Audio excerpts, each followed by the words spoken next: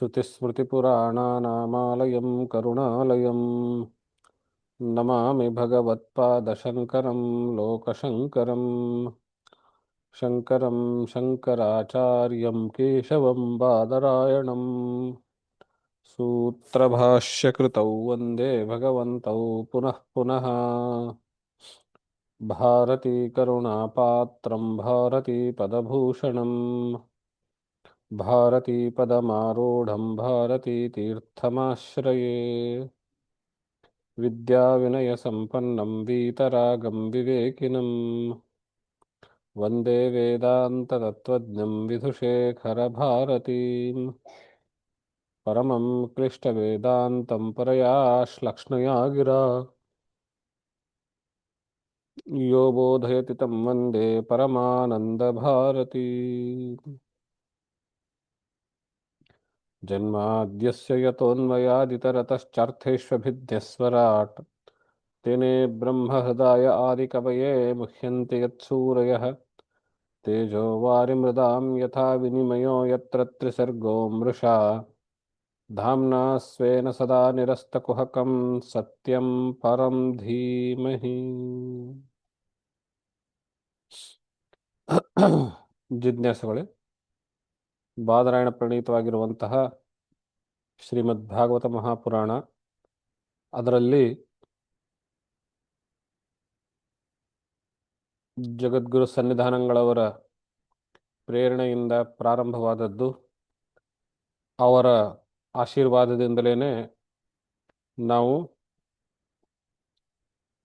12 ಸ್ಕಂದದ ಭಾಗವತದಲ್ಲಿ 6 ಸ್ಕಂದಗಳನ್ನು ಯಶಸ್ವಿಯಾಗಿ ಮುಗಿಸಿದ್ವಿ ಅನ್ನೋದನ್ನ ಸ್ಮರಿಸ್ಕೊಳ್ತೀವಿ.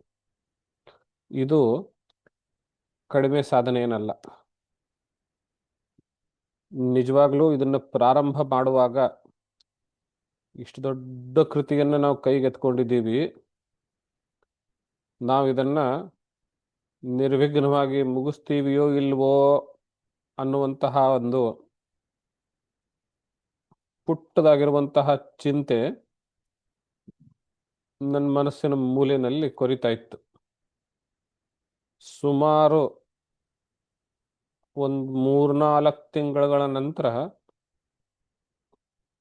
ನಮ್ಮ ಶ್ರೋತೃವರ್ಗ ಒಂದು ಕಾನ್ಸ್ಟಂಟ್ ನಂಬರ್ ನಿಲ್ತೋ, ಆವಾಗ ಖಾತ್ರಿ ಆಯಿತು, ಈಗಿರೋರೆಲ್ಲರೂ ಹಿಂದಿನ ಅನೇಕ ಜನ್ಮಗಳಲ್ಲಿ ಸಾಕಷ್ಟು ಪುಣ್ಯ ಸಂಪಾದನೆ ಮಾಡಿ ಇವಾಗ ಭಾಗವತ ಶ್ರವಣದ ಒಂದು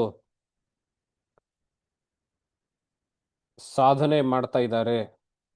ಇನ್ಮೇಲೆ ಇದಕ್ಕಿಂತ ಕಡಿಮೆ ಆಗೋ ಸಾಧ್ಯತೆ ಇಲ್ಲ ಸಂಖ್ಯಾದೃಷ್ಟಿಯಿಂದ ಅನ್ನೋದು ಖಾತ್ರಿ ಆಯಿತು. ಅದು ಹಾಗೇನೆ ಉಳಿದುಕೊಂಡು ಬಂದಿದೆ ಇಲ್ಲಿವರೆಗೂ.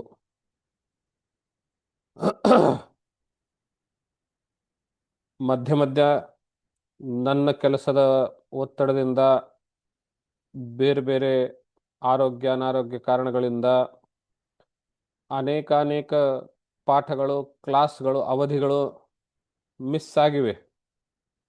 ಆದರೂ ಅದನ್ನು ನಾವು ಮತ್ತೆ ಮುಂದಿನ ವಾರದಿಂದ ಹಿಡಿದುಕೊಂಡು ಯಥಾವತ್ತಾಗಿ ಮುಂಚೆ ಇರುವಂತಹ ಉತ್ಸಾಹದಿಂದಲೇ ಸೇರಿದ್ದೀರಿ. ಇದು ಬಹಳ ದೊಡ್ಡ ಮಾತು. ಸಾಧಾರಣವಾಗಿ ಈ ರೀತಿಯ ಆಧ್ಯಾತ್ಮಿಕ ವಿಚಾರಗಳಲ್ಲಿ ಒಂದು ರೀತಿಯ ಏಕತಾನತೆ ಅವಶ್ಯವಾಗಿರುತ್ತೆ, ಅಂದರೆ ಕಂಟಿನ್ಯೂಟಿ. ಆ ಕಂಟಿನ್ಯೂಟಿ ಬ್ರೇಕ್ ಆದರೆ ಸಾಧಾರಣ ಜನರು ವಿಷಯಾಂತರಕ್ಕೆ ಹೋಗ್ಬಿಡ್ತಾರೆ. ಆ ವಿಷಯಾಂತರಕ್ಕೆ ಹೋದ ಮೇಲೆ ಮತ್ತೆ ಆ ವಿಷಯಗಳಲ್ಲಿಯೇನೆ ಆಸಕ್ತಿ ಬೆಳೆದು ಈ ಕಡೆ ಆಮೇಲೆ ನೋಡಿದ್ರಾಯ್ತು, ರೆಕಾರ್ಡಿಂಗ್ ಕೇಳಿದ್ರಾಯ್ತು ಅನ್ನೋ ಮಟ್ಟಕ್ಕೆ ಬರುತ್ತೆ. ಆಮೇಲೆ ನಾವು ಭಾಗವತ ಕ್ಲಾಸಿಗೆ ಜಾಯಿನ್ ಆಗಿದ್ವಿ ಅನ್ನೋದೇ ಮರ್ತು ಹೋಗಿರುತ್ತೆ. ಇಂತಹ ಮಾನವನ ಸಹಜ ಸ್ವಭಾವವಾಗಿದ್ದರೂ ತಾವೆಲ್ಲರೂ ಎಷ್ಟೇ ಪಾಠಗಳು ಮಿಸ್ ಆದ್ರೂ ಮತ್ತೆ ಪುನಃ ವಾಪಸ್ ಮುಂದಿನ ಪಾಠದಲ್ಲಿ ಅದೇ ಉತ್ಸಾಹದಿಂದ ಸೇರಿಕೊಂಡಿದ್ದೀರಿ. ಆದ್ದರಿಂದ ತಾವು ಹಿಂದಿನ ಅನೇಕ ಜನ್ಮಗಳ ಪುಣ್ಯ ಪ್ರಭಾವವೇ ಇದು ಅನ್ನೋದು ನನ್ನ ನಂಬಿಕೆ. ಹಾಗೂ ನಮ್ಮೆಲ್ಲರಗಳ ಮೇಲೆ ಜಗದ್ಗುರು ಸನ್ನಿಧಾನಗಳವರು ಶ್ರೀ ವಿಧುಶೇಖರ ಭಾರತೀ ಸ್ವಾಮಿ ಮಹಾಸ್ವಾಮಿಗಳವರು ಅತ್ಯಂತ ಕೃಪಾ ಕಟಾಕ್ಷ ನಮ್ಮ ಮೇಲೆ ತೋರಿದ್ದಾರೆ ಅನ್ನೋದು ನನ್ನ ದೃಢವಾದ ನಂಬಿಕೆ. ಇಲ್ಲದಿದ್ರೆ ನಾವು ಅರ್ಧ ಮಟ್ಟಿಗೆ ಅಂದರೆ 12 ಸಂಖ್ಯಾ ದೃಷ್ಟಿಯಿಂದ ಅರ್ಧ ಮಟ್ಟಿಗೆ ಬಂದಿದ್ದಾಯ್ತು. ವಾಲ್ಯೂಮ್ ದೃಷ್ಟಿಯಿಂದ ನೋಡಿದರೆ ನಾವು ಒಂದು 35ರಿಂದ 40% ಮುಗಿಸಿದ್ವಿ. ಯಾಕೆಂದರೆ 10ನೇ ಸ್ಕಂದ ಬಹಳ ದೊಡ್ಡದಿದೆ. ಅದನ್ನು ಇಟ್ಕೊಂಡು ನೋಡಿದರೆ ಒಂದು 35ರಿಂದ 40% ಭಾಗವತ ನಾವು ಮುಗಿಸಿದ್ದಾಯ್ತು. ಈಗ 7ನೇಯ ಸ್ಕಂದಕ್ಕೆ ಪ್ರವೇಶ ಮಾಡ್ತಾ ಇದ್ದೀವಿ.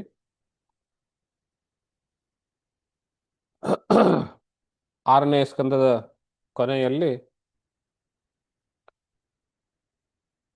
ದಿತಿದೇವಿಯಲ್ಲಿ ಮರುದ್ಗಣಗಳು, ದಿತಿದೇವಿಯ ಅನೇಕ ಸಂತಾನಗಳು ಮರುದ್ಗಣ ಹುಟ್ಟಿರುವಂತಹದ್ದು. ಆದರೂ ಅದು ದೇವತೆಯಾಗಿರುವಂತಹದ್ದು. ಈ ವಿಭಾಗವನ್ನು ನೋಡಿಕೊಂಡು ಈಗ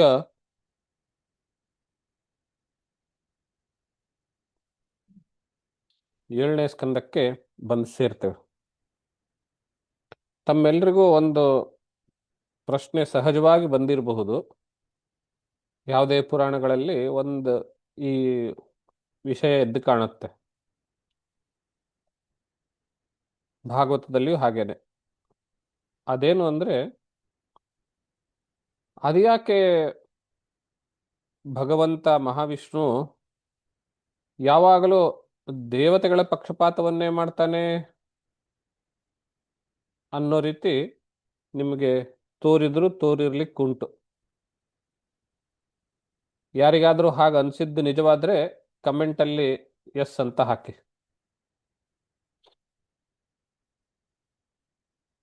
ಈ ಭಾಗವತ ಪ್ರವಚನವನ್ನು ಕೇಳುತ್ತಿರುವಂತಹ ಶುಕ ಮಹರ್ಷಿಗೂ ಅದೇ ಪ್ರಶ್ನೆ ಬಂತು. ಅದೇನು ಭಗವಂತ ಎಲ್ಲರ ಜೊತೆಗೆ ಸಮದರ್ಶಿ ಅಲ್ವೇ? ಅವನು ಸಮಾನವಾಗಿ ವರ್ತಿಸ್ಬೇಕು, ಯಾಕೆ ದೇವತೆಗಳ ಕಡೆಗೇನೆ ವಾಲ್ತಾನೆ ಯಾವಾಗಲೂ? ನಿರ್ಣಯ ಕೊಡುವ ಪ್ರಸಂಗ ಅಥವಾ ತಾನು ಯಾವ ಕಡೆ ಸೇರಬೇಕು ಅನ್ನೋ ಪ್ರಶ್ನೆ ಬಂದಾಗ ದೇವತೆಗಳ ಕಡೆನೇ ಹೆಚ್ಚು ಸೇರಿರ್ತಾನೆ ಅನ್ನುವಂತಹ ಪ್ರಶ್ನೆ ಪರೀಕ್ಷಿತ ಮಹಾರಾಜನಿಗೆ ಹುಟ್ಟುತ್ತೆ. ಈ ಪ್ರಶ್ನೆಯಿಂದಲೇನೆ ಅಧ್ಯಾಯ ಈ ಸ್ಕಂದ ಶುರುವಾಗೋದು. ಸಮಪ್ರಿಯ ಸುಹೃದ್ ಬ್ರಹ್ಮನ್ ಭೂತಾನಾಂ ಭಗವಾನ್ ಸ್ವಯಂ ಇಂದ್ರಸ್ಯಾರ್ಥೇ ಕಥಂ ದೈತ್ಯಾನ್ ಅವಧಿ ದ್ವಿಷಮೋ ಯಥಾ. ಹೇ ಬ್ರಹ್ಮನ್ ಗುರುಗಳೇ, ಭಗವಾನ್ ಸ್ವಯಂ ಭಗವಂತನಾಗಿರುವಂತಹ ವಿಷ್ಣು ಸ್ವತಃ ಸಮಪ್ರಿಯ, ಎಲ್ರಿಗೂ ಸಮಾನವಾಗಿ ಪ್ರೀತಿಸಬೇಕಾಗಿರುವಂಥವನಲ್ವೇ? ಆದ್ರೂ ಇಂದ್ರಸ್ಯಾರ್ಥೆ ಕಥಂ ದೈತ್ಯಾನ್ ಅವಧಿ ವಿಷಮೋಯಥ, ಇಂದ್ರನಿಗೋಸ್ಕರ ದೈತ್ಯರನ್ನ ಸಂಹಾರ ಮಾಡಿದ್ನಲ್ಲ ಅವನು, ಯಾಕಾಗೆ ಇದು ವಿಷಮವಾಗೋದಿಲ್ವೇನು, ಯಾಕಾಗೆ ಅಂತ. ಇಂಥ ಕಥೆಗಳನ್ನು ಓದುವಾಗ, ಪ್ರಶ್ನೆಗಳನ್ನ ಕೇಳುವಾಗ ನನಗೆ ನಮ್ಮ ಇವತ್ತಿನ ಸಮಕಾಲದ ಸಾಮಾಜಿಕ ಚಿಂತನೆ, ರಾಜಕೀಯ ಚಿಂತನೆ, ಆರ್ಥಿಕ ಚಿಂತನೆಗಳ ಬಗ್ಗೆ ಆಟೋಮೆಟಿಕ್ ಆಗಿ ಕನೆಕ್ಟ್ ಆಗುತ್ತೆ. ಇಲ್ಲಿ ಪರೀಕ್ಷಿತನ ಪ್ರಶ್ನೆ ಏನು ಅಂದ್ರೆ, ಭಗವಂತ ಎಲ್ರಿಗೂ ಸಮಾನವಾಗಿ ನೋಡಬೇಕು, ದೇವತೆಗಳು ಮತ್ತು ದೈತ್ಯರು ಇವರುಗಳ ಮಧ್ಯದಲ್ಲಿ ಬಂದಾಗ ಭಗವಂತ ಯಾಕೆ ದೇವತೆಗಳ ಪಕ್ಷ ವಹಿಸ್ತಾನೆ ಅನ್ನೋದು ಅವ್ರ ಪ್ರಶ್ನೆ. ಇದೇ ಪ್ರಶ್ನೆ ನಮ್ಮ ಇವತ್ತಿನ ಬುದ್ಧಿಜೀವಿಗಳು ಕೇಳೋದು. ಯಾಕೆ ಸರ್ಕಾರ ರಾಜಧರ್ಮ ವಹಿಸಬೇಕು, ಎಲ್ಲ ಪ್ರಜೆಗಳು ಒಂದೇ ಥರ, ಆದ್ರಿಂದ ಯಾಕೆ ಆ ಆತಂಕಿಗಳಿಗೆ ಗಲ್ಲು ಶಿಕ್ಷೆ ಕೊಡುತ್ತೆ, ಯಾಕೆ ಅವರಿಗೆ ಕಾನೂನು ಸ್ಟ್ರಿಕ್ಟ್ ಆಗಿ ನೋಡುತ್ತೆ, ಯಾಕೆ ಆ ಜಿಹಾದಿಗಳಿಗೆ ಉರಿ ಶಿಕ್ಷೆ ಗಲ್ ಶಿಕ್ಷೆ ಎಲ್ಲ ವಿಧಿಸುತ್ತೆ? ಎಲ್ಲರನ್ನು ಸಮಾನವಾಗಿ ನೋಡ್ಬೇಕಲ್ವೇ ಅನ್ನೋ ರೀತಿ ಪ್ರಶ್ನೆ ಕೇಳ್ತಾರೆ. ನಾನು ಇಷ್ಟು ಮಾತ್ರ ಹೇಳ್ತೇನೆ, ಮುಂದಿನದೆಲ್ಲ ನೀವು ಇದನ್ನ ಲಿಂಕ್ ಮಾಡ್ತಾ ಮಾಡ್ತಾ ಹೋಗಬಹುದು. ಅಂದ್ರೆ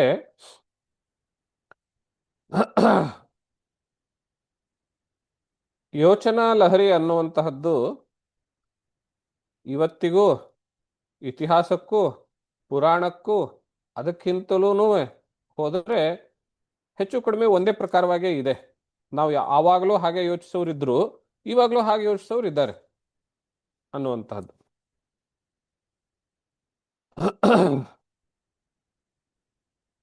ಇದಕ್ಕೆ ಈ ಪ್ರಶ್ನೆಗೆ ಶುಕ ಮಹರ್ಷಿ ಉತ್ತರವನ್ನು ಕೊಡ್ತಾರೆ.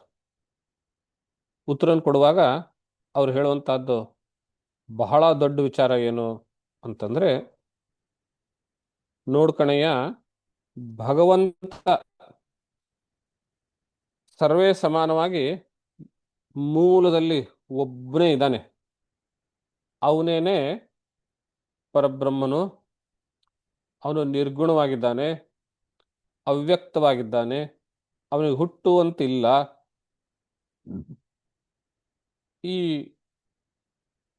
ಪ್ರಕೃತಿಯಿಂದ, ಪ್ರಕೃತಿ ಅಂದ್ರೆ ಮಾಯೆ, ಅಲ್ಲಿಂದ ಸತ್ವರಜಸ್ತಮ ಇವುಗಳನ್ನು ಸ್ವೀಕರಿಸಿ ಮುಂದಿನ ಎಲ್ಲ ಸೃಷ್ಟಿ, ರೂಪ, ಅವತಾರ ಇತ್ಯಾದಿ ಇತ್ಯಾದಿಗಳನ್ನು ಪಡ್ಕೊಳ್ತಾನೆ. ಹಾಗಾಗಿ ಅವನು ಯಾವಾಗ ಸತ್ವ ಅಂಶವನ್ನ ತಾನು ಸ್ವೀಕರಿಸ್ತಾ ಇರ್ತಾನೋ ಅಥವಾ ಸತ್ವಾಂಶಗಳಿಂದ ಕೂಡಿರ್ತಾನೆಯೋ ಆವಾಗ ದೇವತೆಗಳನ್ನು ಬೆಳಗುತ್ತಾನೆ ಅಥವಾ ದೇವತೆಗಳ ಸಪೋರ್ಟ್ ಆಗಿ ನಿಲ್ಲುತ್ತಾನೆ. ಯಾವಾಗ ಅವನು ರಜೋಗುಣಗಳನ್ನ ಸ್ವೀಕರಿಸ್ತಾ ಇರ್ತಾನೋ ಆವಾಗ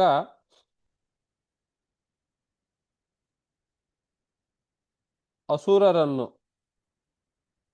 ರಾಕ್ಷಸರನ್ನು ಅವ್ರ ಕಡೆ ವಾಲಿದಂತೆ ಕಾಣುತ್ತಾನೆ. ಯಾವಾಗ ಅವನು ತಮೋಗುಣ ಸ್ವೀಕರಿಸಿರ್ತಾನೆಯೋ ಆವಾಗ ಯಕ್ಷರನ್ನ, ರಾಕ್ಷಸರನ್ನ, ಭೂತ ಪಿಶಾಚಗಳನ್ನ ಸಪೋರ್ಟ್ ಆದಂತೆ ಕಾಣ್ತಾನೆ. ಇಲ್ಲಿ ಮಹತ್ವದ ಪಾಯಿಂಟು ಕಾಣ್ತಾನೆ, ಆದಂತೆ ತೋರ್ಕೊಳ್ತಾನೆ. ನಿಜವಾಗ್ಲೂ ಹಾಗಿಲ್ಲ. ಇದನ್ನ ಅದ್ವೈತದ ದೃಷ್ಟಿಯಿಂದ ನೋಡಿದಾಗ ಬಹಳ ಒಪ್ಪುತ್ತೆ. ನಿರ್ಗುಣೋಪಿ ಹ್ಯಜೋ ವ್ಯಕ್ತೋ ಭಗವಾನ್ ಪ್ರಕೃತೆ ಪರಃ ಸ್ವಮಾಯಾ ಗುಣಮಾವಿಶ್ಯ ಬಾಧ್ಯ ಬಾಧಕತಾಂಗತಃ.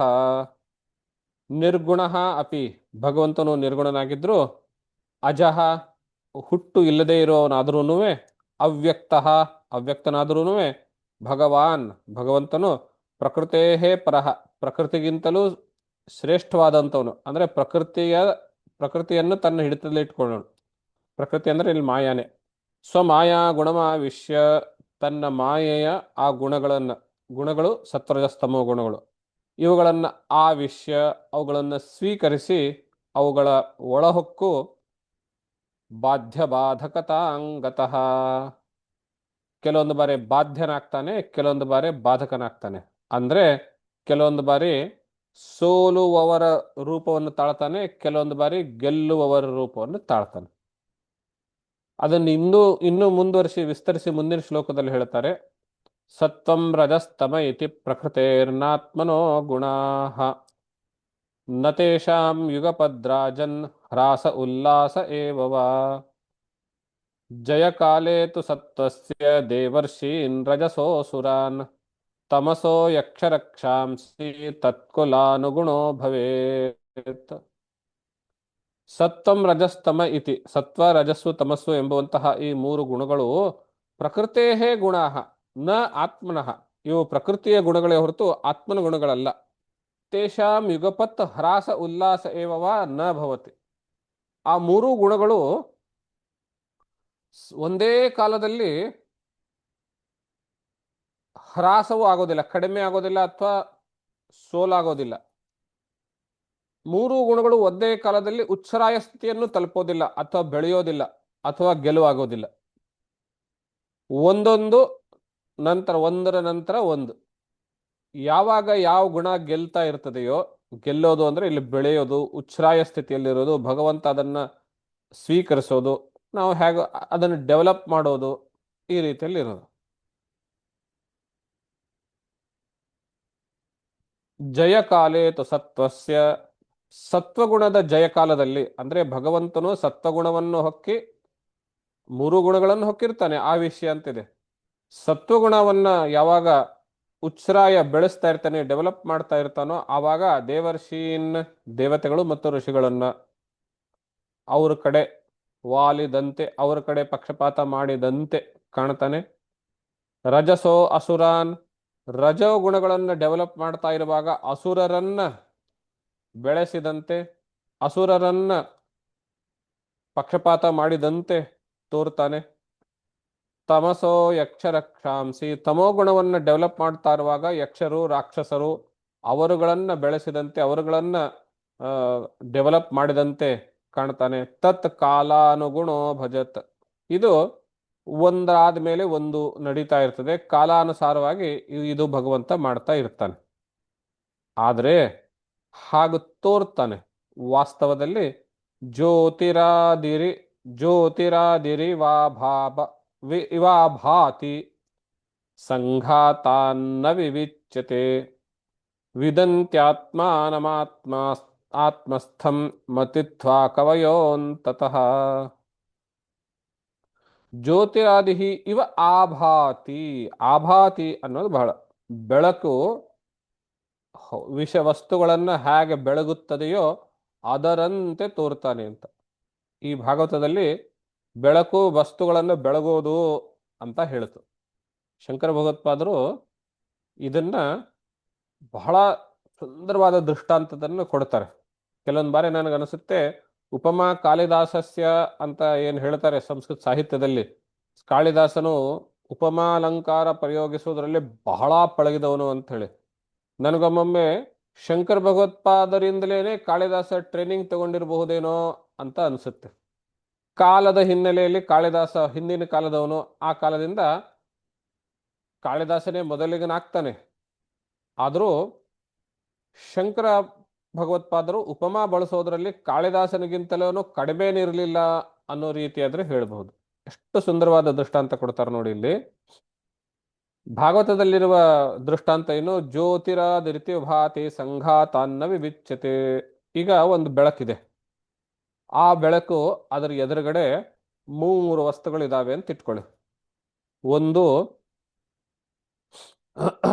ನೀರು ಕುಡಿಯೋ ಗ್ಲಾಸು, ಇನ್ನೊಂದು ತಂಬಿಗೆ, ಇನ್ನೊಂದು ಒಂದು ಜಗ್ ಏನೋ ಆ ಥರ ಇದೆ ಅಂತ ಇಟ್ಕೊಳ್ಳಿ. ಈಗ ಆ ಬೆಳಕು ಮೂರನ್ನು ಬೆಳಗುತ್ತಾ ಇದೆ. ಆದರೆ ಯಾವುದು ಆ ದೀಪಕ್ಕೆ ಹತ್ತಿರವಾಗಿದೆಯೋ ಅದನ್ನು ಹೆಚ್ಚು ಬೆಳಗುತ್ತೆ, ಯಾವುದು ದೂರದಲ್ಲಿದ್ದಾವೆಯೋ ಅದನ್ನು ಕಡಿಮೆ ಬೆಳಗುತ್ತೆ. ಹಾಗೇನೆ ಶಂಕರ ಭಗವತ್ಪಾದರು ಕೊಟ್ಟ ದೃಷ್ಟಾಂತದಲ್ಲಿ ಚಳಿಗಾಲದಲ್ಲಿ ಚಳಿಯನ್ನು ಓಡಿಸೋದಕ್ಕೋಸ್ಕರ ನಾವು ಹಳ್ಳಿಗಳಲ್ಲಿ ನೋಡ್ತೇವೆ, ಮಧ್ಯದಲ್ಲಿ ಕಟ್ಟಿಗೆ ಎಲ್ಲ ಹಾಕಿ ಬೆಂಕಿ ಹಾಕಿಬಿಟ್ಟು ಸುತ್ತಮುತ್ತಲು ಜನ ಕಾವು ತೆಗೆದುಕೊಳ್ತಾ ಇರ್ತಾರೆ, ಕಾಯಿಸ್ತಾ ಕೂತಿರ್ತಾರೆ. ಯಾರು ಬೆಂಕಿಗೆ ಹತ್ತಿರದಲ್ಲಿ ಕೂತಿರ್ತಾನೆಯೋ ಅವನಿಗೆ ಶಾಖ ಹೆಚ್ಚಿಗೆ ಸಿಗುತ್ತೆ, ಅವನು ಚಳಿಯಿಂದ ಹೆಚ್ಚು ಮುಕ್ತನಾಗ್ತಾನೆ. ಸ್ವಲ್ಪ ದೂರದಲ್ಲಿರೋನು ಕಡಿಮೆ ಮುಕ್ತನಾಗ್ತಾನೆ, ಬಹಳ ದೂರದಲ್ಲಿರೋನು ಚಳಿಯಲ್ಲೇ ಒದ್ದಾಡ್ತಾನೆ. ಈಗ ಅಗ್ನಿಯನ್ನ ನೀವು ಭಗವಂತ ಅಂತ ಇಟ್ಕೊಳ್ಳಿ, ಆ ಚಳಿಯನ್ನ ಸಂಸಾರ ದುಃಖ ಅಂತ ಇಟ್ಕೊಳ್ಳಿ, ಆ ವ್ಯಕ್ತಿಗಳನ್ನ ನಾವುಗಳು ಅಂತ ಇಟ್ಕೊಳ್ಳಿ. ಒಬ್ಬನೇ ಭಗವಂತ ಎಲ್ರಿಗೂ ಸಮಾನವಾಗಿ ನೋಡಬೇಕು? ಲಾಜಿಕಲಿ ಹೌದು, ಭಗವಂತ ಇದ್ದಾನೆ, ಅಗ್ನಿ ಎಲ್ರಿಗೂ ಸಮಾನವಾಗಿ ಬೆಳಕು ಕೊಡುತ್ತೆ. ಆದ್ರೆ ಅದರ ಹತ್ರ ಹೋದವ್ರಿಗೆ ಹೆಚ್ಚು ಶಾಖ ಕೊಡುತ್ತೆ. ಹತ್ರ ಹೋಗ್ಬೇಕಾಗಿರೋ ನಮ್ ಕೆಲಸ ತಾನೆ.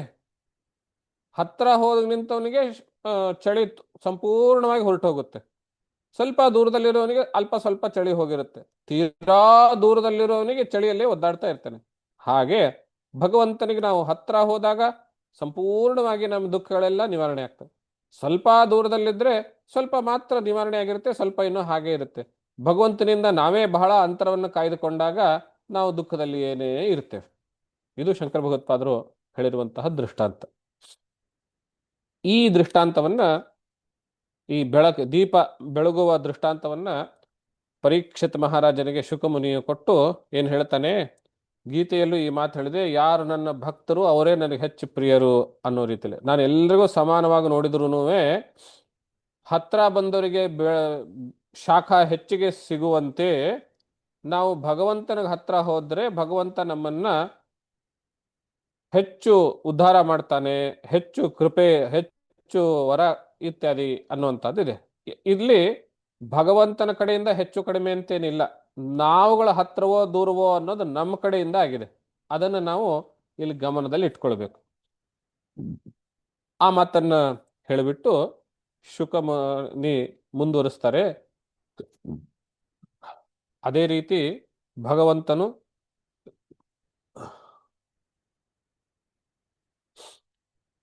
ಯಾರ್ಯಾರು ಅವನನ್ನ ನೆನೆಸ್ಕೊಳ್ತಾರೆಯೋ ಅವ್ರೆಲ್ಲರನ್ನೂ ಭಗವಂತ ಉದ್ಧಾರ ಮಾಡಿದ್ದುಂಟು.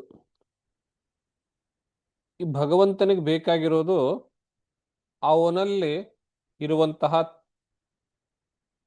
ಅಂದ್ರೆ ಭಕ್ತನಲ್ಲಿ ಅಥವಾ ಯಾರು ಅವನನ್ನು ನೆನಪಿಸ್ಕೊಳ್ತಾರೆಯೋ ಅವನಲ್ಲಿ ತನ್ಮಯತೆ ಎಷ್ಟು ಅದರೋ ಮುಖ್ಯ.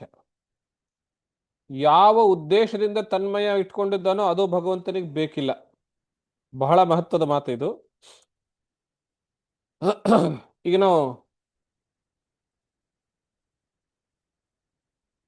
ಒಂದು ಉದಾಹರಣೆ ಕೊಡ್ತಾನೆ ಶುಕ ಮಹರ್ಷಿ. ಹಿಂದೆ ನಿಮ್ ದೊಡ್ಡಪ್ಪ ರಾಜಸೂಯ ಯಾಗ ಮಾಡ್ತಾ ಇರುವಾಗ ಅಗ್ರ ಪೂಜೆ ಯಾರಿಗೆ ಅನ್ನೋ ವಿಚಾರ ಬಂದಾಗ ಸರ್ವಾನುಮತದಿಂದ ಶ್ರೀಕೃಷ್ಣನು ಅಂತ ಒಪ್ಪಿದಾಗ ಶಿಶುಪಾಲನು ಅವನನ್ನ ಬೈಯೋದಕ್ಕೆ ಶುರು ಮಾಡ್ತಾನೆ. ನಂತರ ಅವನು ಶಿಶುಪಾಲನ ತಾಯಿಗೆ ಕೊಟ್ಟಿರುವ ಮಾತಿನಂತೆ 100 ತಪ್ಪುಗಳನ್ನ ಕ್ಷಮಿಸಿ 101ನೇಯ ಬೈಗುಳಕ್ಕೆ ತನ್ನ ಸುದರ್ಶನ ಚಕ್ರ ಪ್ರಯೋಗವಾಗುತ್ತೆ. ಅದು ಆವಾಗ ಅವನ ಸಂಹಾರವಾಗುತ್ತೆ. ಆವಾಗ ಸಂಹಾರವಾದ ಮೇಲೆ ಅಲ್ಲಿದ್ದವರಿಗೆ ಎಲ್ರಿಗೂ ಒಂದು ಆಶ್ಚರ್ಯಕರವಾಗಿರುವಂತಹ ಘಟನೆ ಕಣ್ಣಿಗೆ ಕಾಣುತ್ತೆ. ಅದೇನು ಅಂದ್ರೆ, ಶಿಶುಪಾಲನ ಒಳಗಡೆ ಇರುವಂತಹ ಆತ್ಮಜ್ಯೋತಿ, ಶರೀರದ ಒಳಗಡೆ ಇರುವಂತಹ ಆತ್ಮಜ್ಯೋತಿ ಆ ಶರೀರ ಬಿದ್ದೋದ ತಕ್ಷಣ ಎಲ್ಲರ ಎದುರುಗಡೆಗೇನೆ ಕಾಣುವಂತೇನೆ ಶ್ರೀಕೃಷ್ಣನಲ್ಲಿ ಒದ್ದಾಗುತ್ತೆ. ಇದನ್ನ ನೋಡಿದಾಗ ಅಲ್ಲಿರುವಂತಹ ಯುಧಿಷ್ಠಿರನು ನಾರದರಿಗೆ, ಅಲ್ಲಿ ಅದೇ ಸಭೆಯಲ್ಲಿರುವಂತಹ ನಾರದರಿಗೆ ಕೇಳ್ತಾನೆ, ಇದೆಂಥದ್ದು? ಅವನು ಶ್ರೀಕೃಷ್ಣನ ಪರಮ ದ್ವೇಷಿ, ಯಾವ ಸಮಯದಲ್ಲಿಯೂ ಕೃಷ್ಣನನ್ನ ದ್ವೇಷಿಸದೇನೆ ಅವನು ಇರ್ತಿರ್ಲಿಲ್ಲ. ಅವನಿಗೆ ಕಾರಣ ಬೇಕು ಅಂತನೂ ಇಲ್ಲ ಕೃಷ್ಣನ ದ್ವೇಷಿಸೋದಕ್ಕೆ. ಅಂತಹ ದ್ವೇಷಿ ಆದ್ರೂ ಅದು ಹೇಗೆ ಶ್ರೀಕೃಷ್ಣ ಅವನನ್ನ ತನ್ನಲ್ಲಿ ಒಂದಾಗಿ ಪಡೆದುಕೊಂಡ? ಸಾಯುಜ್ಯ ಪದವಿಯನ್ನು ಹೇಗೆ ಕೊಟ್ಟ ಅವನಲ್ಲಿ ಅನ್ನುವ ಪ್ರಶ್ನೆ ಅಲ್ಲಿರುವಂತಹ ಯುಧಿಷ್ಠಿರನು ನಾರದರಿಗೆ ಕೇಳ್ತಾರೆ. ಆವಾಗ ನಾರದರು ಉತ್ತರ ಕೊಡ್ತಾರೆ. ಇದು ಬಹಳ ಮಹತ್ವದಾಗಿರುವಂತಹ ಉತ್ತರ.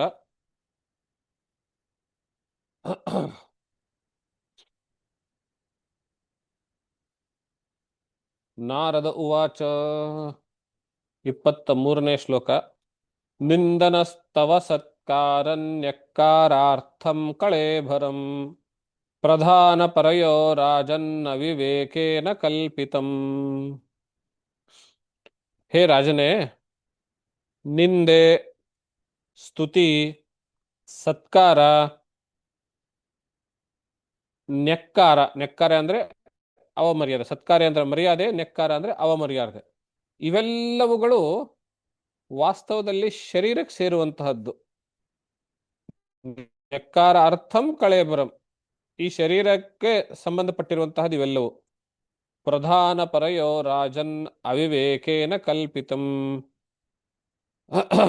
ಪ್ರಕೃತಿ ಪುರುಷರ ವಿಂಗಡಣೆ ಗೊತ್ತಿಲ್ಲದೆ ಇರುವವನು, ಪ್ರತ್ಯಗಾತ್ಮನ ಮತ್ತು ಶರೀರಾದಿಗಳ ವಿಂಗಡಣೆ ಮಾಡ್ಲಿಕ್ಕೆ ಸಾಧ್ಯ ಇಲ್ಲದೆ ಇರುವವನು, ಕ್ಷೇತ್ರ ಕ್ಷೇತ್ರಜ್ಞರ ವಿಂಗಡಣೆ ಮಾಡ್ಲಿಕ್ಕೆ ಸಾಧ್ಯ ಆಗದೇ ಇರುವವನು ಅವಿವೇಕಿಯು. ಈ ವಿಂಗಡಣೆ ಮಾಡ್ಲಿಕ್ಕಾಗದೇನೆ ಈ ಎಲ್ಲವುಗಳನ್ನ ಕ್ಷೇತ್ರನ ಧರ್ಮವನ್ನ ಕ್ಷೇತ್ರಜ್ಞದಲ್ಲಿ, ಕ್ಷೇತ್ರಜ್ಞನ ಧರ್ಮವನ್ನ ಕ್ಷೇತ್ರದಲ್ಲಿ ಆರೋಪ ಮಾಡ್ಕೊಳ್ತಾನೆ.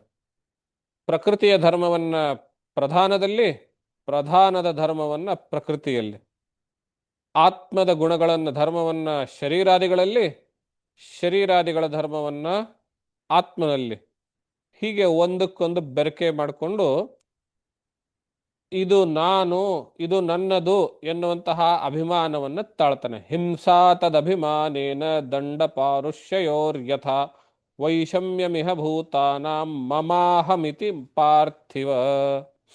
ಈ ಶರೀರಾದಿಗಳು ನಾನು, ಇದಕ್ಕೆ ಸಂಬಂಧಪಟ್ಟಿದ್ದು ನನ್ನದು ಎನ್ನುವಂತಹ ಅಭಿಮಾನವನ್ನು ತಾಳಿ ಅದರ ಮೇಲೆ ಬಂದಿರುವಂತಹ ದಂಡ, ಆಮೇಲೆ ಪಾರುಷ್ಯ ಅಂದ್ರೆ ಬೈಯೋದು, ಹಿಂಸಾ, ಇವುಗಳೆಲ್ಲವೂ ನನಗೇ ಉಂಟಾಯಿತು ಎನ್ನೋ ರೀತಿಯಲ್ಲಿ ಭಾವಿಸ್ತಾನೆ. ಹೀಗಾಗಿ ವಾಸ್ತವದಲ್ಲಿ ಈ ಶರೀರಾದಿಗಳು ತಾನು ಎನ್ನುವಂತಹ ಭಾವನೆ ನಮ್ಮ ಅವಿದ್ಯಾಕಲ್ಪಿತ. ಅವಿದ್ಯಾಕಲ್ಪಿತ ಅಂದ್ರೇನು? ನಮಗೆ ಶರೀರ ಯಾವುದು, ಆತ್ಮ ಯಾವುದು, ನಾನು ಯಾವುದು, ನಾನು ಆತ್ಮವೋ ನಾನು ಶರೀರವೋ ಎನ್ನುವಂತಹ ವಿಂಗಡಣೆ ಮಾಡ್ಲಿಕ್ಕೆ ಬಾರದೆ ಇರೋದೇನೆ ಅವಿದ್ಯ. ಈ ಅವಿದ್ಯೆಯಿಂದಲೇನೆ ಶರೀರದ ಮೇಲೆ ಅಭಿಮಾನ. ಈ ಅಭಿಮಾನದಿಂದಲೇನೆ, ಆ ಅಭಿಮಾನ ಅನ್ನೋದೇ ಅಹಂಕಾರ. ಆ ಅಹಂಕಾರದಿಂದಲೇನೆ ನಾನು ನನ್ನದು ಅನ್ನುವಂತಹದ್ದು ಬಂದಿರೋದು. ಆದರೆ ಭಗವಂತನು ಸರ್ವಜ್ಞನಾಗಿರುವುದರಿಂದ, ಅವನು ಜ್ಞಾನ ಸ್ವರೂಪಿಯಾಗಿರುವುದರಿಂದ ಅವನಿಗೆ ನಮ್ಮ ಥರ ಈ ಶರೀರಾದಿಗಳ ಅಭಿಮಾನ ಇಲ್ಲ. ಶರೀರಾದಿಗಳ ಅಭಿಮಾನ ಇಲ್ಲ ಅಂದಾಗ ಅವನಿಗೆ ಯಾರೇನು ಬೈದ್ರೂ ಅವನಿಗೆ ಅಂಟೋದೇ ಇಲ್ಲ, ಅವನು ಅಂಟಿಸ್ಕೊಳ್ಳೋದೇ ಇಲ್ಲ. ಇವಾಗ ನೀವೇ ಯೋಚನೆ ಮಾಡ್ಕೊಳ್ಳಿ, ನೀವು ಗಾಢ ನಿದ್ರೆನಲ್ಲಿ ಇದ್ದೀರಿ, ನಿಮ್ಮ ಅಕ್ಕಪಕ್ಕ 10 ಜನ ಬಂದು 1 ಗಂಟೆವರೆಗೂ ನಿಮ್ಮನ್ನ ಎಷ್ಟು ಬೈದ್ರೂ ನಿಮ್ಗೇನು ವ್ಯತ್ಯಾಸ ಆಗುತ್ತೆ ಹೇಳಿ? ಏನು ವ್ಯತ್ಯಾಸ ಆಗೋದಿಲ್ಲ. ನಾನು ಎದ್ದ ಮೇಲೆ ಏನು ಹೇಳ್ತೇನೆ? ವಾಹ್, ಚೆನ್ನಾಗಿ ನಿದ್ದೆ ಮಾಡಿದೆ ಅಂತಲೇ ಹೇಳ್ತೇನೆ. ಅಂದ್ರೆ ಈ ಬೈಗುಳ, ಹಿಂಸಾ, ದಂಡನೆ ಇತ್ಯಾದಿಗಳೇನಿದಾವೆ ಇವುಗಳೆಲ್ಲವೂ ಶರೀರಕ್ಕೆ ಸಂಬಂಧಪಟ್ಟಂಥವು. ಗಾಢ ನಿದ್ರೆಯಲ್ಲಿ ಶರೀರ ಎಚ್ಚರದಲ್ಲಿರೋದಿಲ್ಲ, ಮನಸ್ಸು ಎಚ್ಚರದಲ್ಲಿರೋದಿಲ್ಲ, ಆತ್ಮ ಒಂದೇ ಜಾಗೃತವಾಗಿರುತ್ತೆ. ಆದರೂ ಈ ಮಾತುಗಳು ಯಾವುದು ಅದಕ್ಕೆ ಸಂಬಂಧವಿಲ್ಲದ್ದರಿಂದ ನನಗೆ ಎಚ್ಚರವಾದ ಮೇಲೆ ಸಿಟ್ಟಾಗಲಿ ದ್ವೇಷ ಆಗಲಿ ಯಾವುದು ಬರಲಿಲ್ಲ. ನಾನೇನು ಹೇಳ್ತೇನೆ? ಚೆನ್ನಾಗಿ ನಿದ್ದೆ ಮಾಡಿದೆ ಅಂತಲೇ ಹೇಳ್ತೇನೆ. ಹಾಗೇನೆ ಭಗವಂತನು ಈ ಶರೀರಾದಿಗಳು ಯಾವುದನ್ನು ಅಂಟಿಸ್ಕೊಂಡಿಲ್ಲ. ಆದ್ರಿಂದ ಅವನು ಶರೀರಕ್ಕೆ ಮಾಡಿರುವ ಬೈಗುಳ, ಪೆಟ್ಟು, ದಂಡನೆ, ಮರ್ಯಾದೆ, ಅವಮರ್ಯಾದೆ, ಸ್ತೋತ್ರ, ದ್ವೇಷ ಯಾವುದನ್ನು ಹಚ್ಕೊಳ್ಳೋದೇ ಇಲ್ಲ ಅವನು. ಆದ್ರಿಂದ ನಿಜವಾಗ್ಲೂ ಅವನಿಗೆ ಬೇಕಾಗಿರೋದೇನು ಅಂತಂದ್ರೆ, ನಿಮ್ಮ ಮನಸ್ಸನ್ನ ಅವನಲ್ಲಿ ಎಷ್ಟು ಆಳದಲ್ಲಿ ಇಟ್ಟಿದ್ದೀರಿ, ಎಷ್ಟೊತ್ತು ಅವನಲ್ಲಿ ಮನಸ್ಸಿಟ್ಟಿದ್ದೀರಿ ಅಂತ. ನೀವು ದ್ವೇಷದಿಂದ ಅವನಲ್ಲಿ ಮನಸ್ಸಿಟ್ರೋ, ಪ್ರೀತಿಯಿಂದ ಮನಸ್ಸಿಟ್ರೋ ಅದು ಯಾವುದು ಲೆಕ್ಕಕ್ಕೆ ಇಲ್ಲ ಅಂತ. ಅವನಿಗೆ ಮನಸ್ಸಿಡೋದು ಇಂಪಾರ್ಟೆಂಟ್.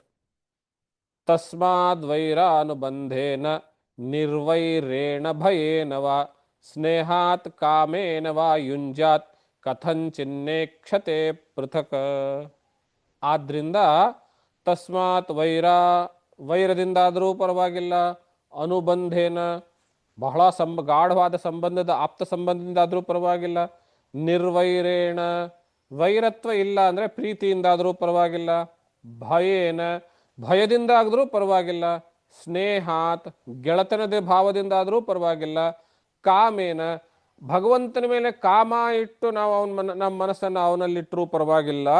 ಮಾಡಬೇಕಾಗಿರೋದೇನು, ಯುಂಜಾತ್ ಕಥಂಚಿತ ಹೇಗಾದರೂ ಮಾಡಿ ನಮ್ಮ ಮನಸ್ಸನ್ನು ಅವನಲ್ಲಿ ಜೋಡಿಸ್ಬೇಕು, ಕನೆಕ್ಟ್ ಮಾಡಬೇಕು, ಅವನಲ್ಲಿ ನೆಲೆ ನಿಲ್ಲಿಸಬೇಕು.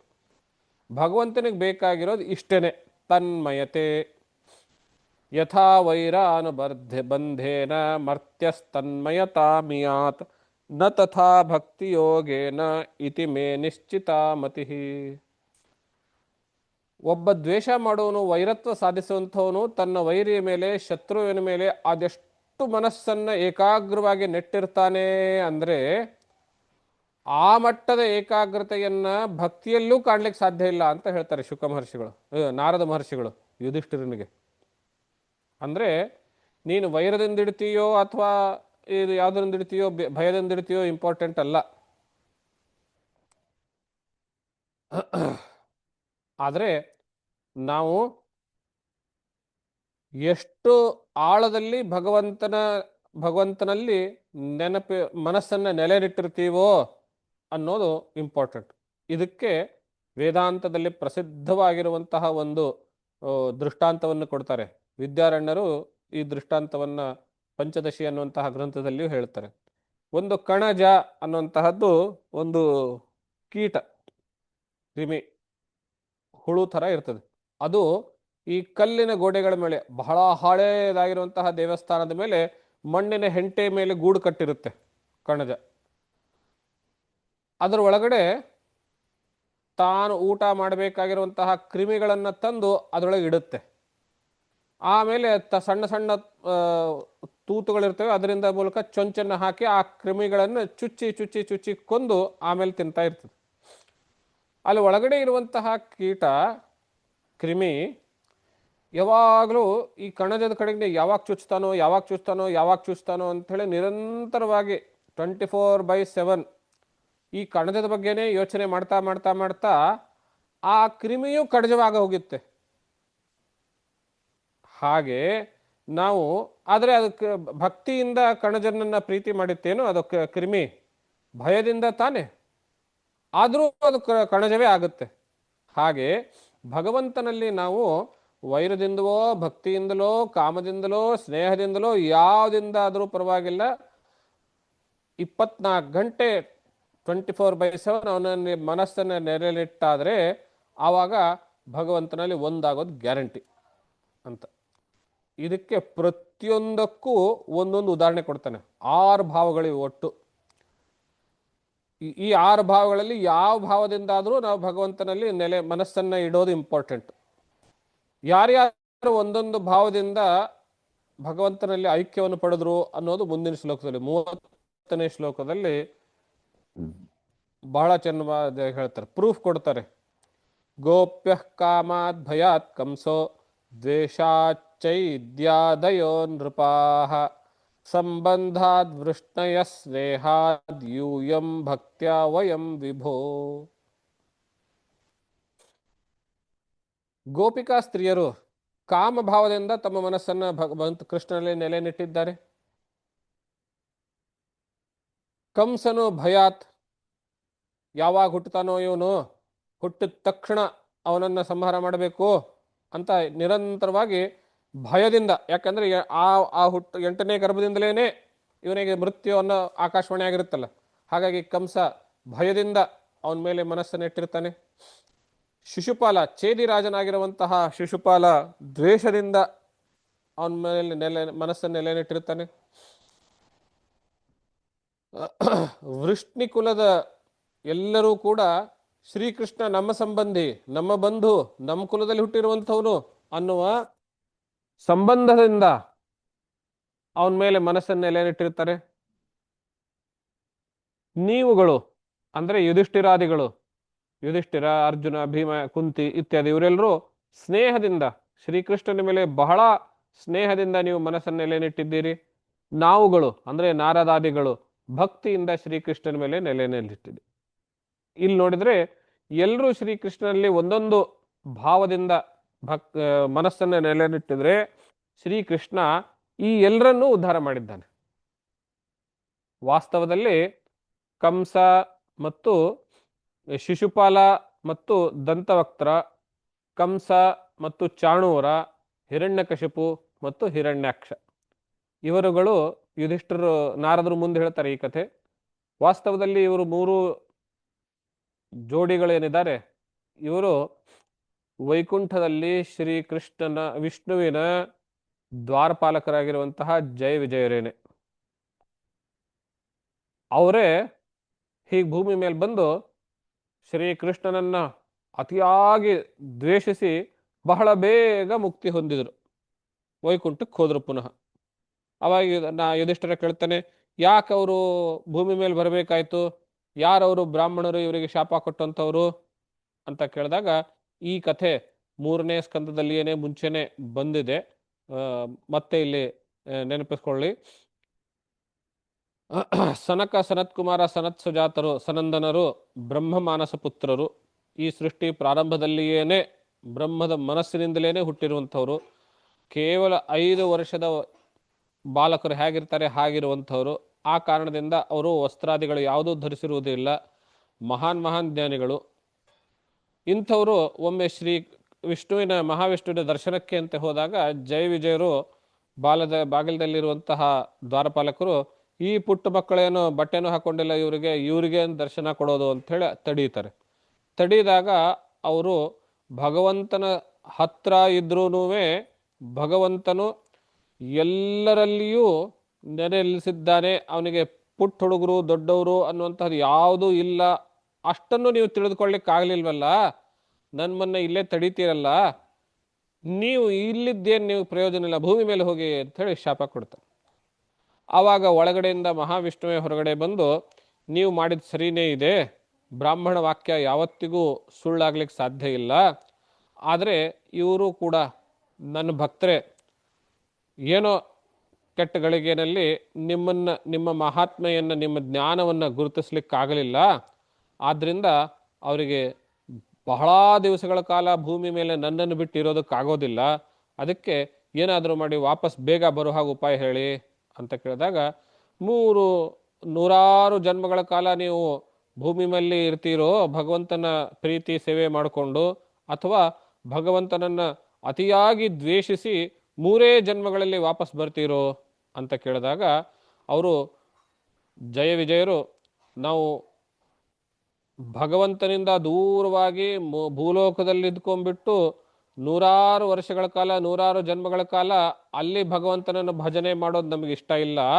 ಭಗವಂತನ ಲೋಕದಲ್ಲಿ ಅವನ ದ್ವಾರಪಾಲಕರಲ್ಲಿ ಎಷ್ಟು ಬೇಗ ಆಗುತ್ತೋ ಅಷ್ಟು ಬೇಗ ನಾವು ವಾಪಸ್ ಬರಬೇಕು, ಅದಕ್ಕೋಸ್ಕರ ಭೂಲೋಕದಲ್ಲಿ ಹೋಗಿ ಭಗವಂತನನ್ನು ಅತಿಯಾಗಿ ದ್ವೇಷ ಮಾಡಲಿಕ್ಕೂ ನಾವು ತಯಾರಿದ್ದೀವಿ ಅಂತ ಹೇಳಿದ್ರು. ಅದಕ್ಕಾಗಿ ಈ 3 ಜೋಡಿ ಅಣ್ಣ ತಮ್ಮಂದಿರು ಭೂಮಿ ಮೇಲೆ ಹುಟ್ಟಿದಂಥವ್ರು. ಈ ಕಥೆಯನ್ನು ನಾರದರು ಯುಧಿಷ್ಠಿರನಿಗೆ ಹೇಳ್ತಾರೆ. ಹೀಗಾಗಿ ಈ ಕಥೆಯ ಸಾರಾಂಶ ಇಷ್ಟೇ, ಭಗವಂತನಿಗೆ ಬೇಕಾಗಿರುವಂತಹದ್ದು ತನ್ಮಯತೆ, ನಾವು ನಮ್ಮ ಮನಸ್ಸನ್ನು ಅವನಲ್ಲಿ ನೆಲೆ ನಿಲ್ಲಿಡಬೇಕು ಅನ್ನುವಂತಹದ್ದು. ಹಾಗಾಗಿ ಯಾರ್ಯಾರೇ ಆಗಲಿ, ಅವನು ಮನುಷ್ಯನೇ ಆಗಲಿ, ದೇವತೆಯಾಗಲಿ, ಋಷಿಗಳಾಗಲಿ, ರಾಕ್ಷಸರಾಗಲಿ, ದೈತ್ಯರಾಗಲಿ, ದಾನವರಾಗಲಿ, ಯಕ್ಷರಾಗಲಿ, ಸಿದ್ಧರಾಗಲಿ, ಕಿಂಪುರುಷರಾಗಲಿ, ಯಾರೇ ಆಗಿರಲಿ, ಭಗವಂತ ಎಲ್ರಿಗೂ ಸಮಾನವಾಗಿಯೇ ನೋಡ್ತಾನೆ.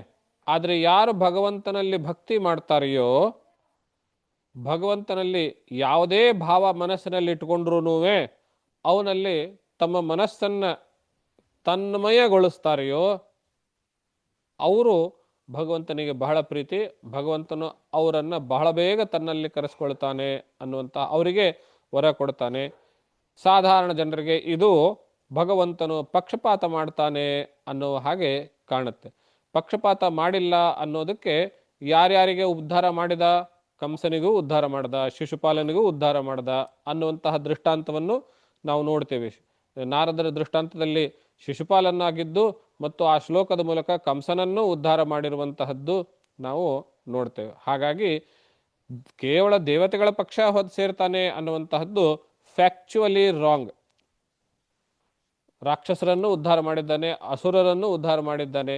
ಒಟ್ಟಾರೆಯಾಗಿ ಭಗವಂತ ಯಾರ್ಯಾರು ಅವನಿಗೆ ಮನಸ್ಸನ್ನು ಕೊಟ್ಟಿದ್ದಾರೆಯೋ ಅವರಿಗೆ ಅವನು ಉದ್ಧಾರ ಮಾಡಿದ್ದಾನೆ. ಇಷ್ಟು ಸಾರಾಂಶ. ಇಷ್ಟು ಹೇಳಿ ಮುಂದೆ ಈ ಸನತ್ ಕುಮಾರರಿಂದ ಶಾಪಕ್ಕೊಳಗಾಗಿ ಭೂಮಿಯ ಮೇಲೆ ಹಿರಣ್ಯಾಕ್ಷ ಹಿರಣ್ಯಕಶಿಪು ರೂಪದಲ್ಲಿ ಹುಟ್ಟಿ ಭಗವಂತನನ್ನು ದ್ವೇಷಿಸಿ ತನ್ನ ಮಗನೇ ಆಗಿರುವಂತಹ ಪ್ರಹ್ಲಾದನ ಮೂಲಕ ಭಗವಂತನ ಗುಣಗಾನವನ್ನು ಮನೆಯಲ್ಲಿಯೇ ಕೇಳಿ ಮತ್ತೆ ಕೋಪಕ್ಕೊಳಗಾಗಿ ಭಗವಂತನನ್ನ ವೈರ ಮಾಡಿಕೊಂಡು ಹೇಗೆ ಉದ್ಧಾರ ಆಗ್ತಾರೆ ಅನ್ನುವಂತಹದ್ದು, ಆ ಪ್ರಹ್ಲಾದನಿಗೆ ಎಷ್ಟು ಚಿತ್ರಹಿಂಸೆಗಳನ್ನು ಕೊಡ್ತಾರೆ, ಪ್ರಹ್ಲಾದನ ಭಕ್ತಿ ಯಾವ ಮಟ್ಟದ್ದು, ಅವನಲ್ಲಿರುವಂತಹ ಗುಣಗಳೇನು, ಪ್ರಹ್ಲಾದನ ಹಿರಣ್ಯಕಶಿಪಿನ ತಪಶ್ಚರ್ಯ ಏನು, ಹಿರಣ್ಯಕಶಿಪು ಪ್ರಹ್ಲಾದನ ಮೇಲೆ ದ್ವೇಷಕ್ಕೆ ಕಾರಣ ಏನು, ಎಲ್ಲ ವಿಚಾರಗಳನ್ನು ನಾಳೆ ದಿವಸ ಮತ್ತು ಮುಂದಿನ ದಿವಸಗಳಲ್ಲಿ ನೋಡ್ತಾ ಹೋಗೋಣ ಅಂತ ಹೇಳ್ತಾ, ಒಟ್ಟಾರೆಯಾಗಿ ಭಗವಂತನಿಗೆ ಬೇಕಾಗಿರುವಂತಹದ್ದು ನಮ್ಮ ನಿಷ್ಕಲ್ಮಶವಾಗಿರುವಂತಹ ಮನಸ್ಸು ಅನ್ನೋದನ್ನ ಈ ಅಧ್ಯಾಯದ ಮೂಲಕ ನಾರದರು ಯುಧಿಷ್ಠಿರನಿಗೆ, ಪರೀಕ್ಷಿತನಿಗೆ ಶುಕ ಮಹರ್ಷಿಗಳು ಹೇಳಿದ್ದನ್ನ ನಾನು ತಮ್ಮೆಲ್ಲರ ಹೃದಯ ಕವಿದಿರುವಂತಹ ಪರಮಾತ್ಮನಲ್ಲಿ ಅರ್ಪಿಸಿ ವಾಣಿಗೆ ವಿರಾಮವನ್ನು ನೀಡುತ್ತೇವೆ. ನಮಸ್ಕಾರ ಗುರುಗಳೇ. ಎಲ್ರಿಗೂ ನಮಸ್ಕಾರ. ಗುರುಗಳೇ ಗುರುಗಳೇ ಹಾ. ಹಲೋ. ನಮಸ್ಕಾರ ಗುರುಗಳೇ. ನೀವ್ ಹೇಳಿದ್ದು ಇದು ನಿನ್ನೆ ಒಂದು ಸಪ್ತಶತಿ ಪಾರಾಯಣ ಒಂದ್ ನಡೀತಿತ್ತು. ಸೇಮ್ ಇದೇ ಏನ್ ಹೇಳಿದ್ರು ಅಲ್ಲೂ ದೇವಿ ಇದೇನೆ ಹೇಳಿದ್ರು. ಹೌದಲ್ಲ? ಅದೇ ಅನ್ಕೊಂಡು ಹೆಂಗ್ ಕನೆಕ್ಟ್ ಆಗತ್ತಪ್ಪ ಅಂತ ಯೋಚನೆ ಮಾಡ್ತಿದ್ದೆ ಅಷ್ಟೇ. ಇದು ಇದೆ ಹಿಂಗೆ ಇತ್ತು. ಹೌದು ಹೌದು ಹೌದು. ಉಗ್ರೆ ಬಂದ್ಬಿಡ್ತಾ ಇದೆ. ನಮಸ್ತೆ ಗುರುಜಿ. ಗುರುಗಳೇ, ನಿಮ್ದು ಗೂಗಲ್ ಪೇ ಇದೆ ಅಲ್ವಾ? ನಿಮ್ದು ಇರುತ್ತೆ ಇದೆ ಈ ನಂಬರ್. ಅದೇ ನಾ ಲಾಸ್ಟ್ ಮಂತ್ ಕಳಿಸ್ದೆ, ಬಟ್ ಅದೇ ಯೋಗೇಶ್ ಜೋಶಿ ಅಂತಾನೆ ಬಂತು ಲಾಸ್ಟ್ ಮಂತ್. ನಿಮ್ಮ ಇದಕ್ ಕಳಿಸಿದ್ದೆ. ಓಕೆ ಸರಿ. ಯಾವ ಹೆಸರಿಂದ? ಜಯಂತಿ. ನಿಮ್ದು ನನ್ನ ಹೆಸರು ಜಯಂತಿ ಅಂತ ಬರುತ್ತೆ. ಯೋಗೇಶ್ ನಿಮ್ಮ ನಂಬರೇ ಕರೆಕ್ಟ್ ಆಗಿ ಮಾಡಿ ಕಳಿಸ್ದೆ. ಬಟ್ ನಿಮ್ಮ ಇದಕ್ಕೆ ಸ್ಕ್ರೀನ್ ಶಾಟ್ ಹಾಕ್ದೆ, ಬಟ್ ನಂಗೆ ನಿಮ್ದೇನೋ ಅಕ್ನಾಲೆಡ್ಜ್ ಮಾಡಿ ಅದಕ್ಕೆ ನೋಡ್ಲಿಲ್ಲ ಅನ್ಕೊಳ್ತೀನಿ. ಆಯ್ತು ಸರ್. ಓಕೆ, ಅದಕ್ಕೆ ಕಳ್ಸಿದ್ರೆ ಪರವಾಗಿಲ್ಲ ಅಲ್ವಾ?